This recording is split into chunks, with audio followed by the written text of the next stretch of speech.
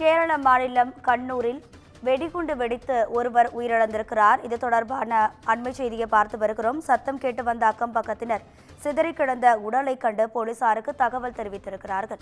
இது தொடர்பான கூடுதல் தகவல்களை நமது செய்தியாளர் ஹேமலதா வழங்கிட கேட்கலாம். ஹேமலதா, வணக்கம். என்ன நடந்தது? உங்க விரிவான தகவல்.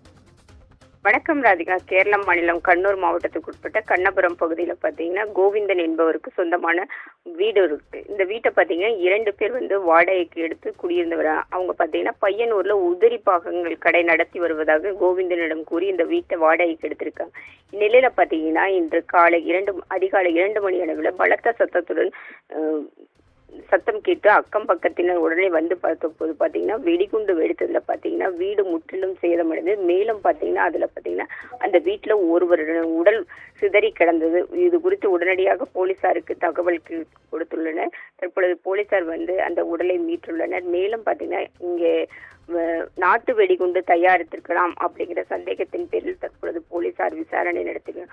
மேலும் பார்த்தீங்கன்னா இந்த பகுதியில் இந்த வெடிகுண்டு சம்பவத்தால் பார்த்தீங்கன்னா பெரும் அச்சத்தையும் ஒரு பரபரப்பையும் ஏற்படுத்தியிருக்குன்னு சொல்லலாம் ராதிகா. மேலும் பார்த்தீங்கன்னா மேலும் வேறு யாராவது இதுல ஈடுபட்டு உள்ள இடிபாடுகளுக்குள்ள சிக்கி இருக்கலாம் அப்படின்னு தற்பொழுது போலீசார் விசாரணையும் மற்றும் மீட்பு பணியும் நடைபெற்று வருகிறது ராதிகா.